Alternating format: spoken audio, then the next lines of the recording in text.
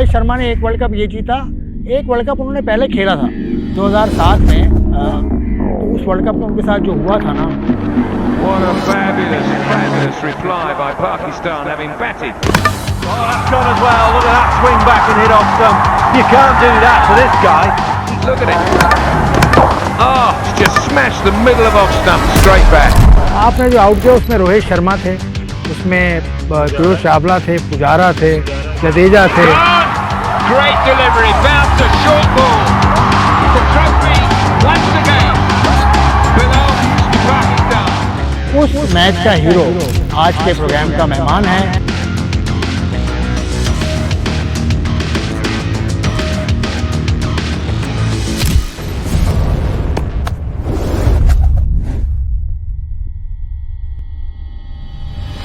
अनवर अली इसका नाम है, आप सब जानते हैं। पाकिस्तान के लिए टेस्ट मैच तो नहीं खेल सके, लेकिन वनडे और T20 मैचेस खेले और फर्स्ट क्लास में बहुत ज़्यादा इनका तजर्बा है। 108 फर्स्ट क्लास मैचेस में तकरीबन 3,500 रन हैं और उसके अलावा 349 विकेट्स हासिल किए। मतलब टेस्ट मैच नहीं खेले, उसके बावजूद फर्स्ट क्लास क्रिकेट में इतनी जान क्यों मारी, वो मैं आज इनसे पूछूंगा। और भी बहुत कुछ है इनसे आज जानने के लिए। अनवर अली साहब, अस्सलाम वालेकुम। वालेकुम सलाम। आसिफ भाई कैसे हैं आप? ठीक है यार, वो सारी बातें हम करेंगे। रोहित शर्मा से आपकी दोस्ती वोस्ती है कि नहीं है, उस पर भी बात करूंगा, लेकिन आपका जो आगाज़ है उसके बारे में बताओ। आसिफ भाई, मैंने क्रिकेट स्टार्ट की थी स्कूल क्रिकेट से, और स्कूल क्रिकेट, और उससे पहले अगर आप चले जाएं तो हर क्रिकेटर टेप बॉल और स्ट्रीट क्रिकेट खेलते हैं, तो मैंने भी वो खेली, स्ट्रीट क्रिकेट और साथ में टेप बॉल क्रिकेट। उसके साथ साथ जो प्रॉपर हार्ड बॉल की क्रिकेट होती है वो मैंने स्कूल से स्टार्ट की। उसके बाद क्लब में आए, क्लब में सुना आपको, आप छुट्टी लेकर आए थे किसी काम पे से अपने, उसके बाद आपको दोबारा बुलाया गया था तो आपने कहा था कि मैं तो छुट्टी करके आया हूँ। तो ये किस्सा क्या है? वो इस तरह था कि आसिफ भाई, मैं थोड़े घर के हालात ऐसे थे, क्योंकि हम तो मिडिल क्लास से भी नीचे जो फैमिली बैकग्राउंड होता है उससे थे, तो मैं काम करता था लेकिन शौक़ था मुझे क्रिकेट खेलने का। तो उसमें ऐसे ही था कि अंडर-19 के ट्रायल्स हो रहे थे जोन 6 के, तो हमारे एक्स फर्स्ट क्लास क्रिकेटर और हमारे मोहसिन तारिक हारून, जिन्होंने मुझे कहा कि कल जोन 6 के ट्रायल्स हैं तो आप हार्ड बॉल क्रिकेट क्यों नहीं खेलते। तो मैंने कहा मुझे तो शौक़ है लेकिन घर वाले नहीं छोड़ते। कह रहे नहीं आप जाओ, मैं बात करता हूँ घर वालों से भी। खैर नेक्स्ट डे मैं ट्रायल पे चला गया, कस्टम क्रिकेट एकेडमी में ट्रायल्स थे जोन 6 के, तो मैंने वहाँ ट्रायल दी और सेलेक्टर थे इफ्तिखार भाई जो आजकल मैच रेफरी हैं, और साथ में ज़फ़र अहमद, वो भी ट्रायल ले रहे थे। तो वहाँ पे अल्हम्दुलिल्लाह बॉलिंग अच्छी हुई और सिलेक्शन हो गई। तो मुझे कहा गया कि आपने नेक्स्ट डे दोबारा फाइनल ट्रायल्स पे आना है। तो मैंने कहा कि मैं तो कल दोबारा नहीं आ सकता हूँ। तो उन्होंने वजह पूछ ली, तो मैंने कहा मैं तो जॉब करता हूँ, अगर मैं जॉब पे नहीं जाऊँगा तो मुझे वो जो मेरी दिहाड़ी है, जो मुझे पैसे मिलते हैं दिन के, वो मुझे नहीं मिलेंगे। तो उसमें ये है कि हमारे करते धरता क्रिकेट के सब कुछ अभी तक जोन 6 के और कोयटा ग्लेडिएटर के आज़म भाई हमारे जोन 6 के थे।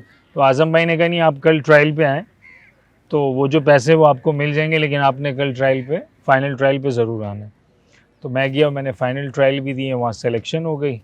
उस टाइम मेरे ख्याल में जोन क्रिकेट में वाइट, ब्लूज़, ग्रीन इस तरह की टीमें होती, तो मेरे ख्याल में मैं कहीं सबसे जो नीचे टीम थी ग्रीन में, मुझे उसमें रखा गया था। और उसमें भी ऐसा था कि 2 मैच हो गए थे, मुझे कोई मैच नहीं दिया था। रिसेंट फिर ऐसा हुआ कि आखिरी मैच में मुझे खिलाया, अगेंस्ट जोन 7 आसफाबाद के ग्राउंड पे मैच था। तो मेरा इस लेवल पे कराची और जोन के लेवल पे मेरा वो पहला मैच था अगेंस्ट जोन 7 आसफाबाद के ग्राउंड पे। तो हमारी पहले बॉलिंग थी जोन 6 की, अंडर-19 ग्रीन की, तो उसमें मैंने 5 आउट किए थे। तो वहाँ से जो है ना, मतलब वहाँ से आपका ग्राफ चला, फिर आप नेशनल क्रिकेट एकेडमी गए जी, शायद वहाँ आपके जूतों का कोई किस्सा है? हाँ, उसके बाद ये था कि आसिफ भाई मैं कराची के लिए यहाँ खेला, मैं जो कराची नेशनल अंडर-19 होती है तो उसमें मैं सेलेक्ट हुआ। उसके लिए मैंने परफॉर्मेंसेस किए, मैंने 3 3-डे मैचेस और 3 मैंने वनडे खेले, जिसमें मैंने 21 आउट किए, 21 आउट किए। तो मुझे नेशनल जो अंडर-19 की सिलेक्शन जो कैंप लगा उसके लिए कॉल हो गई 40 लड़कों में। तो उसमें ट्रायल पे जब मैं गया मुल्तान, वहाँ जब मैंने ट्रायल दिए तो उसमें ऐसा हुआ जब टीम बनी 15 की तो मेरी सिलेक्शन हो गई। हम इंडिया जा रहे थे एफ्रो एशिया कप खेलने के लिए, अंडर-19 की टीम। ये मैं बात कर रहा हूँ 2005 की। तो मैं वहाँ चला गया, वहाँ पे ये कह लें कि इंजरी हो गई पहले ही दिन प्रैक्टिस में, एंकल ट्विस्ट हो गया, मैं पूरा टूर कोई मैच नहीं खेला। और उसके बाद हमारा 3 महीने के बाद वर्ल्ड कप भी स्टार्ट होना था, जो 2006 में हुआ और जो फिर हम जीते भी, जिसका आपने जिक्र भी किया शुरू में। तो उसके बाद फिर आपने उस मैच की तरफ आ जाओ, फाइनल स्कोर पाकिस्तान ने शायद 109 पे आउट हो 109 पे आउट। तो उसके बाद कोच ने कुछ ज़्यादा बताया था? आकिब साहब आपके कोच थे उस वक्त? नहीं, आकिब भाई नहीं थे, सॉरी आसिफ भाई। हमारे उस टाइम कोच थे मंसूर राना, और हमारे टीम मैनेजर थे आफ्ताब बलोच साहब, वो हमारे मैनेजर थे। इनिंग जब ब्रेक हुई तो इसमें ऐसा हुआ कि हम जल्दी आउट हो गए और मैच रेफरी और एम्पायर्स कहने लगे कि प्ले कंटिन्यू होगा 20 से 25 मिनट के लिए, तो 10 से 15 मिनट का गैप है। उसके बाद फिर हम पूरा जो है ना लंच या डिनर ब्रेक, क्योंकि डे नाइट गेम था, तो हमारा 20 मिनट का प्ले जो है ना हमारी इनिंग ख़त्म होने के बाद फ़ौरन शुरू होना था। तो उसमें हमारी यही बात हुई थी कि कोच ने यही बताया था मंसूर भाई ने, और एज ए कैप्टन सरफराज ने भी, और हम सब मिल के ये डिसाइड हुआ कि जो पूरे वर्ल्ड कप में हमारा जो बॉलिंग अटैक था वो हम परफॉर्म कर रहे थे, फास्ट बॉलिंग। और इंडिया के लिए एक सेटबैक ये था कि इंडिया की टीम फाइनल तो हमारे अगेंस्ट आई थी, लेकिन इंडिया की नंबर 3 के बाद कोई टेस्ट ही नहीं हुआ था उस वर्ल्ड कप में, किसी की बारी ही नहीं आई थी पूरे वर्ल्ड कप फाइनल में पहुंचने तक। तो हमें एक होप थी, हमारी बॉलिंग अच्छी हो रही थी पूरे वर्ल्ड कप में as a bowling unit, fast bowler. तो हम यही बात कर रहे थे और कोच ने भी यही बताया कि हम अर्ली ऑन अगर 2-3 आउट करते हैं तो उनके जो आने वाले लो ऑर्डर और मिडिल ऑर्डर बैट्समैन है वो, इनका टेस्ट ही नहीं हुआ इस वर्ल्ड कप में, वो खेले ही नहीं इस कंडीशन में, तो हम मैच पकड़ सकते। चलें, आपने मैच पकड़ भी लिया। जमशेद आपके साथ लेफ्ट आर्म बॉलर था, उसने पहला आउट किया था, उसके बाद फिर आप आ गए जी जी, और एक और बॉलर भी थे अख्तर अयूब थे। आपने जो आउट किया उसमें रोहित शर्मा थे जी, उसमें चावला थे, पुजारा थे, जडेजा थे। जी हाँ, जडेजा, तो सारे के सारे बड़े बड़े नाम है। इनका कुछ फील बताओ, उस वक्त क्या फील थी? सरफराज अहमद भी शोर कर रहे थे, सारी टीम यकजा हो गई थी, फील क्या थी उसमें? ये था आसिफ भाई कि उस पूरे वर्ल्ड कप में ना ऐसा अप एंड डाउन चल रहा था ना हमारा, कि हम ऐसे एक टाइम आ गया था कि हम राउंड में ही बाहर हो रहे थे। लेकिन हमारा एक ये समझ लें डू एंड डाई वाला मैच था अगेंस्ट न्यूजीलैंड, लेकिन उसमें पूरी रात और सुबह मैच शुरू होने से पहले 1 घंटा 1.5 पहले बारिश रुकी है। अगर वो मैच नहीं होता तो हम वर्ल्ड कप से बाहर हो जाते, लेकिन वो बारिश रुकी है 1 घंटा 1.5 पहले और वो मैच शुरू हुआ और वो मैच हम जीते, हमें जीतना भी था। वो अच्छा हो गया कि सरफराज टॉस जीत गया न्यूजीलैंड के अगेंस्ट, और फिर उसी मैच में भी मैंने 5 आउट किए थे। उसमें भी ये गुप्टल खेल रहे थे, उसको आउट किया था, ये टेलर खेल रहा था, उसको भी आउट किया था। तो उस मैच से जब हम वो जीते हैं, उसमें भी हमने 75 पे आउट किया था न्यूजीलैंड को राउंड मैच में। उस मैच से ना हम लोग लिफ्ट हो गए थे पूरी एज ए टीम और एज अ स्टाफ भी, सारा ना एक होप मिल गया था कि हम अच्छा कर सकते हैं, हम नेक्स्ट राउंड में चले गए। तो इसीलिए भी यही था कि जब मैं जैसे बता रहा हूँ ना कि हम 109 पे आउट हुए, लेकिन स्टिल हमें होप थी कि हमारी जो बॉलिंग हो रही थी पूरे वर्ल्ड कप में, वो सरफराज बहुत ज़्यादा एक्साइटेड था। और जैसे आप लोगों को पता भी है कि वो एज ए स्किपर और एज ए विकेट कीपर जो है ना वैसे ही बहुत एक्साइटेड रहता है। जब मैंने अपना पहला ओवर किया और इनिंग का दूसरा ओवर, तो मैंने पहला बॉल ही नो बॉल कर लिया था। तो सरफराज ने वहाँ कह रहा अनवर 109 में भी नो बॉल करोगे? तो इस तरह ना सरफराज की जो आदत है, और हमें ये एफर्ट भी करना था कि हमने जान से बॉल करनी है, हमने आउट भी करना है। उस टाइम तो सिर्फ यही था कि आउट करनी है और आउट करना है और ये मैच जीतना है, तो इस तरह था। लेकिन ये था कि सारे पैशनेट थे, एक होप थी, और सबका जो यक्का था ना कि हमने सिर्फ मैच जीतना है, और एक ये भी होप थी कि सामने इंडिया थी। और हमें नहीं पता था कि आज वो क्रिकेट की दुनिया में इतने बड़े नाम भी होंगे, कप्तान है, वर्ल्ड कप जीता हुआ। अभी रिसेंटली अब अगर आप देखें तो इंडिया वर्ल्ड कप जीत गया, जिसका रोहित शर्मा कैप्टन, और वो उस मैच में था हमारे अगेंस्ट, जडेजा भी था उस मैच में, जडेजा भी था, पीयूष चावला रिजर्व में था, मतलब वो टीम में था, लेकिन अभी रिसेंटली वो अभी आईपीएल खेला है और वो भी कंट्री के लिए काफ़ी खेला है पीयूष चावला। तो ये इतने बड़े बड़े नाम अभी वो अपनी कंट्री के लिए बने, और रिसेंटली रोहित शर्मा जितना बड़ा प्लेयर है। आपकी मुलाकात हुई कभी उस परफॉर्मेंस के बाद? कभी मुलाकात हुई, आज भी बात होती है किसी प्लेयर से उनमें से?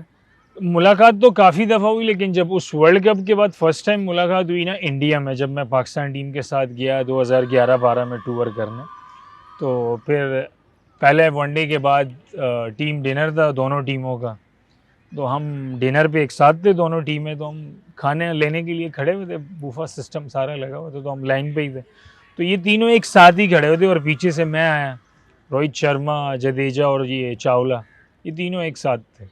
तो इन्होंने पीछे मुझे देखा तो मुझे रोहित ने एकदम आवाज़ ले गया, ओ अनवर क्या हाल है यार, कितना बढ़िया बढ़िया इन स्विंग डाल के हमें आउट किया था यार। कह रहे, तो एक ने चावला ने जडेजा को बोला, कह रहे हैं पहचाना, कह रहे नहीं कौन नहीं पहचाना, कि इतना बढ़िया इन स्विंग डाल रहे थे ये भाई। तो खैर वो बड़ा अच्छा लगा।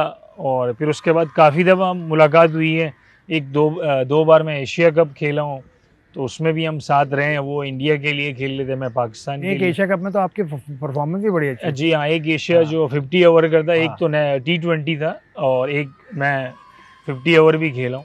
तो 50 ओवर के वर्ल्ड कप में तो मेरी परफॉर्मेंस भी बहुत अच्छी। थोड़ा सा आगे बढ़ते हैं।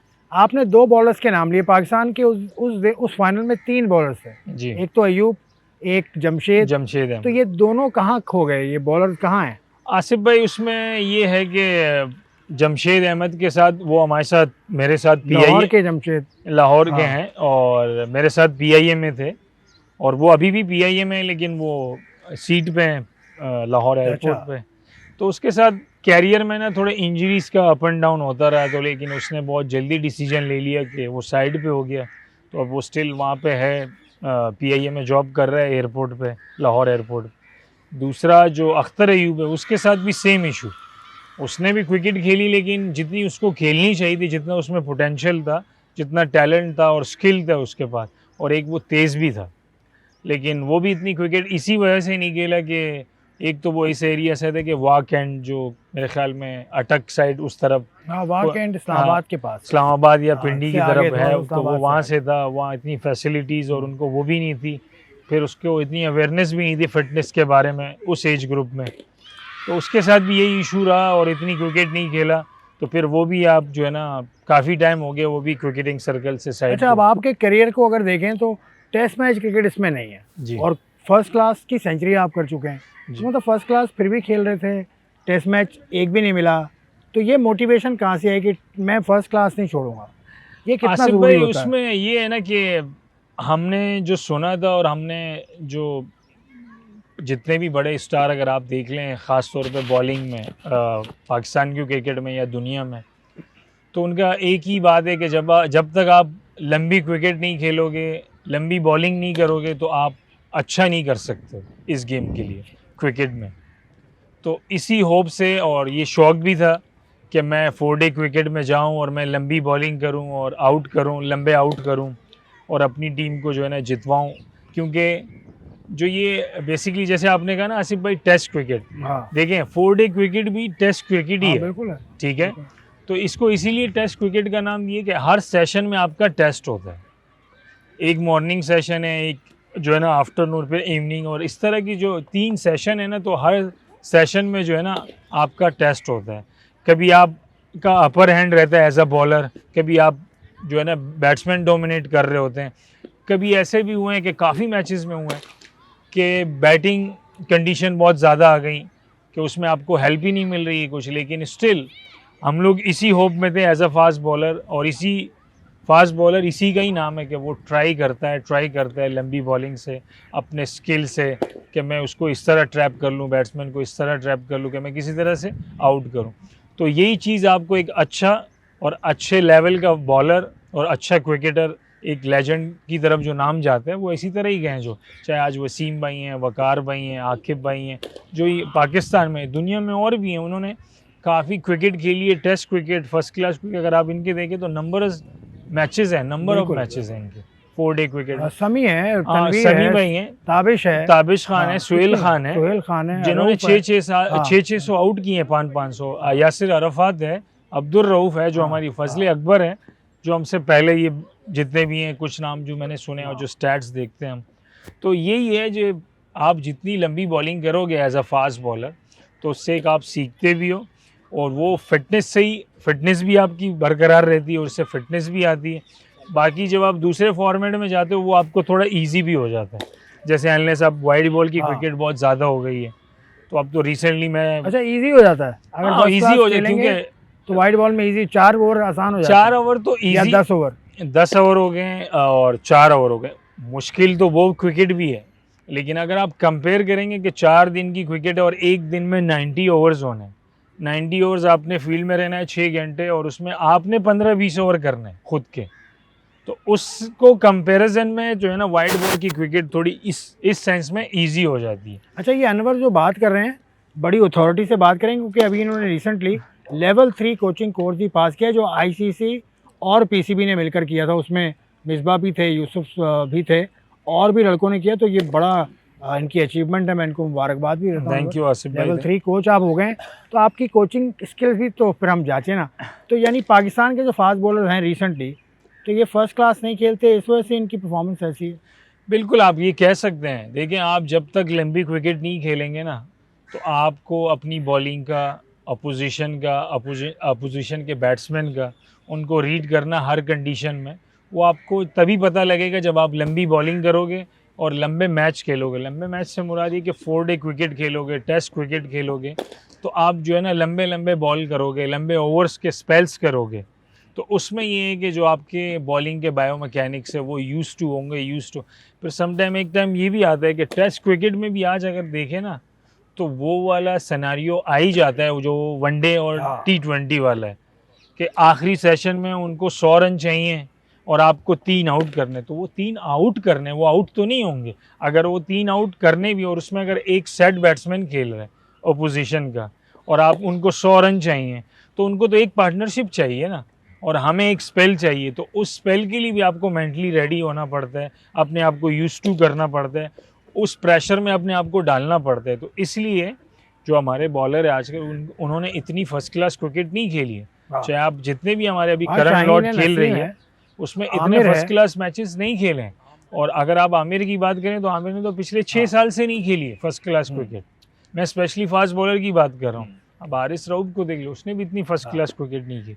तो हमारा जो ये करण लॉर्ड है, तो उनको ये है कि फर्स्ट क्लास क्रिकेट खेलनी चाहिए और उनको, उनके लिए ख़ुद का फ़ायदा, ये पाकिस्तान क्रिकेट का तो है ही फ़ायदा, लेकिन इंडिविजुअली आपको फ़ायदा है। जब आप लंबी क्रिकेट में जाओगे तो आप कुछ ना कुछ सीखते हो उससे, और आपके जो जैसे मैंने बताया ना कि आपके बॉलिंग जो बायो मैकेनिक्स है, जो मसल्स हैं बॉलिंग वो मसल वो तगड़े होते हैं, वो यूज टू होते हैं। और फिर उसी में जब आप प्रेशर लेते हो, तो आप जब जाओगे शॉर्ट फॉर्मेट में, तो वो प्रेशर जो है ना कम डाउन हो जाता है कि नहीं यार, ये तो मैं रिसेंटली उस क्रिकेट में भी कर चुका हूँ, तो वो तो बड़ी क्रिकेट है, ये तो यार वाइड बॉल एक दिन की क्रिकेट है, इस प्रेशर से तो मैं अपने आप को यूँ निकाल लूँ। चलें, ये फास्ट बॉलिंग की तो बात हो गई, इनके तजुर्बे से फ़ायदा उठाता हूँ। आखिरी सवाल ये है कि अगर बैटिंग के अंदर आजकल स्ट्राइक रेट का बड़ा जोर है जी, स्ट्राइक रेट मतलब पावर हिटिंग। अभी बाबर आजम रिसेंटली किसी पावर हिटिंग के एक्सपर्ट से जी हाँ, मैंने सुना है, मैंने देखा, फोटो में मैंने देखा। तो पावर हिटिंग क्या चीज़ है, क्या इसकी बेसिक्स हैं कि ये अगर कर लें तो पावर हिटिंग सही हो जाएगी? एक तो ये चीज़ तो एक तो नेचुरल में भी आती है कि आप नेचुरल स्ट्रोक प्लेयर हैं, नेचुरल आप टाइमर हैं, इस तरह की ना बैटिंग पॉइंट ऑफ व्यू से मैं बात कर रहा हूँ। अब जैसे अगर मुझसे पूछे तो मेरा जो है ना लो मिडल ऑर्डर में, हमें तो ये होता है कि जब हम बैटिंग करने जाते हैं या तो 10 का एवरेज करना है या तो 14 का चाहिए, वो चेस करना है। तो उसी में मैं अपने सालों साल या 6 महीने 8 महीने में उसी की तैयारी करता हूँ। खास प्रैक्टिस करते थे उसमें? खास प्रैक्टिस ये कि मैं बॉलिंग मशीन में जो है ना, मैं प्रॉपर उसको 90 पे 95 पे सेट करके, और स्पेशली उन बॉलों के लिए जो मुझे मैच में हो सकती है, जो ब्लॉक बॉल में होती है, यॉर्कर, वाइड यॉर्कर, बीच वाला यॉर्कर, टांग पे, इस तरह उन बॉलों पे मैं सेट करके मैं टारगेट प्रैक्टिस करता हूँ। फिर उसी चीज़ को मैं लेके मैं बीच सेंटर विकेट पे लेके जाता हूँ जब मेरा कंपटीशन करीब आता है, अपने शेप में रह के। और मैं फिर सेंटर विकेट से भी वही कोशिश करता हूँ कि मैं अपनी हिट को चेक करूँ कि ये ईजी मैं क्लियर कर सकता हूँ, बाउंड्री से नहीं। तो इसमें सबसे इम्पॉर्टेंट चीज़ ये है कि आपका जो बॉडी शेप है ना, वो बहुत ज़रूरी है, कि आपको स्टिल रहना बहुत ज़रूरी है। कि जब आपका बॉडी शेप अच्छा होता है तो आपके जो है ना पावर उससे बहुत अच्छी जनरेट होती है, तो आप आराम से बॉल बाउंड्री से बाहर क्लियर कर सकते हैं। ये थे अनवर अली, बड़ी तफसील से उन्होंने बताया पावर हिटिंग के बारे में, उसके बाद बॉलिंग के बारे में, क्योंकि is a level 3 coaching master. बहुत बड़ा ये लेवल होता है, लेवल 1, 2, 3 और 4। तो 4 लेवल भी ये इंशाल्लाह करेंगे, मेरी उम्मीद है कि ये करें। उसके अलावा अनवर अली के लिए हम कहते हैं गुड लक। आप जो भी करेंगे अपने ज़िंदगी के सेकंड फेज़ में, क्योंकि फ़र्स्ट क्लास क्रिकेट से भी ये रिटायरमेंट ले चुके हैं। लेकिन आज के प्रोग्राम से मैं इजाज़त चाहूँगा। God behind.